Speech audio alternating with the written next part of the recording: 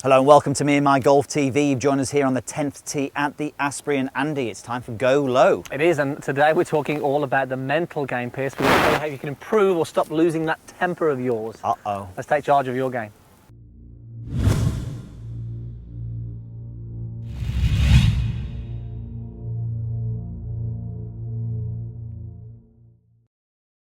So welcome to this week's Go Low. This is where we answer questions on your game to help you go low. Absolutely, guys. Don't forget to get involved. Go to Facebook, Instagram and Twitter, posting your questions using the hashtag GoLow. Yes.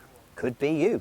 Also, guys, whilst we're talking social, we have a couple of new platforms that we've been working on just recently, one very recently. First one is Periscope. So Periscope works through Twitter, and basically it is a live feed. Live. So when you download the Periscope app, what will happen is you see that we are doing a live Q&A on the range, maybe talking about technique.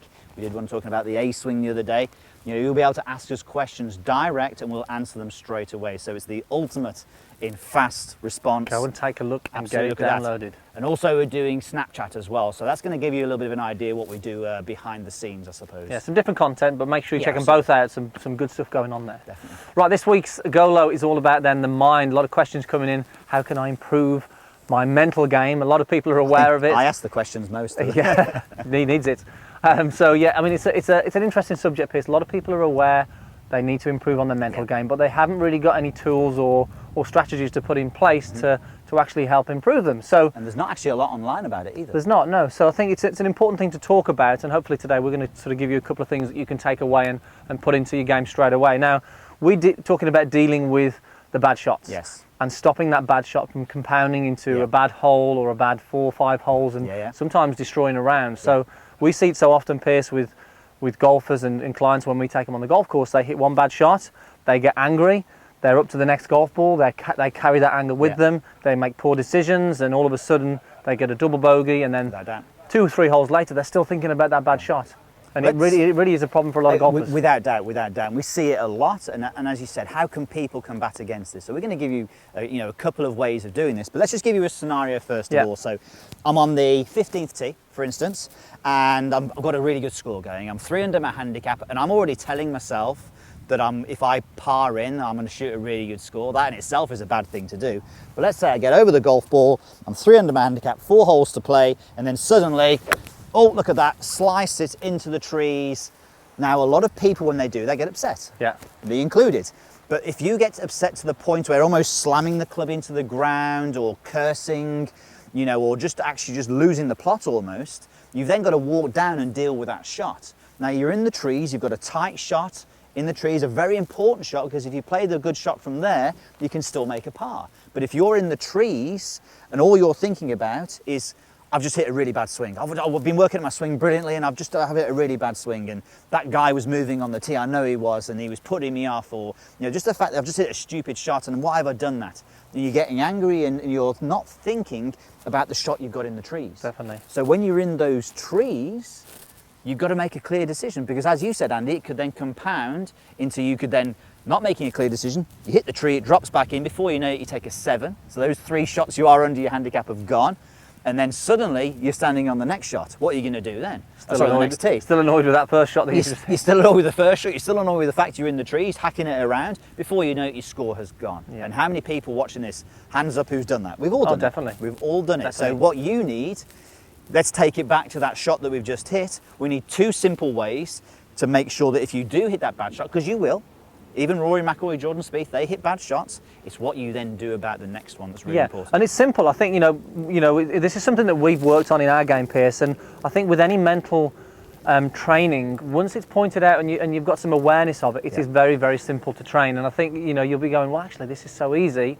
And once it's made aware, you can then start to fix the problem. Yeah. And I think you mentioned it, Pierce. When you're in a bad state of mind, there's no way you're going to make clear decisions. So it's getting yourself into a good state of mind where you can think about actually the next shot, make good, clear decisions, and sort of deal with what you've got ahead of you. Never make an important decision if you're angry or you're in a bad state of mind. For sure, it's not a good idea. Okay, let's go through your first tip then, I suppose, Okay. Piers, or your tool to deal with this shot best? Okay, so let's just say I've chipped it out onto the fairway, and then let's say I'm back on the tee, it doesn't really matter.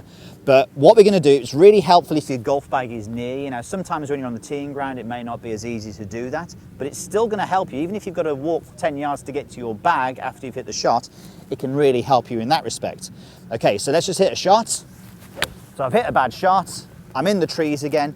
Now, the first thing I'm going to do is I'm going to make sure I know where the ball goes, first of all, but then I'm going to put the club in my bag, because that is going to take away any sort of frustration of me hitting the club into the ground, thinking about swearing, about cursing. I'm just going to say to myself, I'm going to put my club into my bag.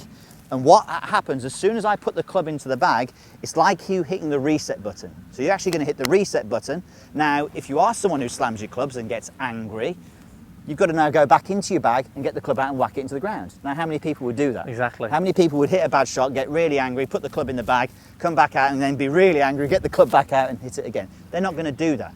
But it's not just the fact that you're taking the club out the way to stop you smashing it into the ground. It's just the fact also that you're putting it in the bag to hit that reset button. And it's a trigger. We need a trigger to sort of say, right, okay, as soon as the club goes in the bag, it means I have to forget about that shot and move on. As Yeah. soon as that club goes in the bag, you cannot think about that shot. You go, right, okay, now that is the trigger to focus on the next shot. And that's the key thing, these trigger points that we can have, that we can train, that becomes automatic, that we do it, and then we go, right, okay, that's it. That means I can focus on the next one.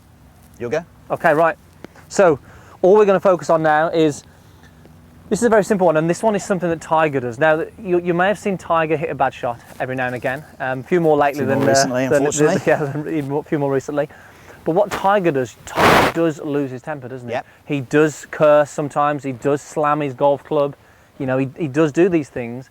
But what he does very, very well, he gets rid of that, doesn't he? Now, he used to do a thing, whether he still does, I'm not sure, called the 10-yard rule. So he will hit a golf shot, okay, and then he has a 10-yard rule that means as soon as he's walked 10 yards past where they teed off from, he has to forget about that shot. So he'll hit the shot, whatever happens, he'll curse, swear at his caddy, slam the club, whatever it might be, but 10 yards after that, he walks off and then he forgets about it. And his caddy at the time, Steve Williams, when we found out about this, was aware of this as well. Obviously, it was something they worked at together. So if Steve was aware that he was still annoyed after those 10 yards, he'd just put the bag down at 10 yards, stand there and just look down the fairway and wait. And Tiger would be going, well, this is a bit stupid. I've got no clubs now. I'm not going to pick them up myself.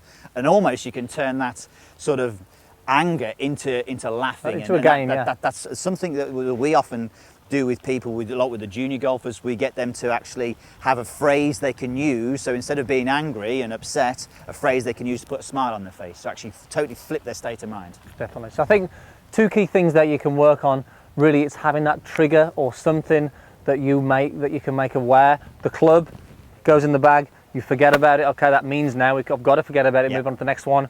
You've got your 10-yard rule. As soon as you go past 10 yards, you have to forget about it and focus on the next one. Do you know what? And if you practice that, it'll become a habit, and you hit a bad shot, you're going to deal with it better, and your scores will get lower. Okay, some great tools there to improve your mental game. Make sure you post any questions and comments below. We'd love to get back to you. And also, if you're new to this channel, make sure you subscribe for videos every single week. Click the link just there below. Please do, please do. And also, guys, if you haven't seen meandmygolf.com, go and check out the 7-day free trial here. At the moment, we have a video series, Turn Your Slice into a Draw. So if you have a slice and you want to draw it, go and check out the 7-day free trial, and we guarantee, almost, that we'll get rid of that slice. Thanks for watching. Cheers, guys.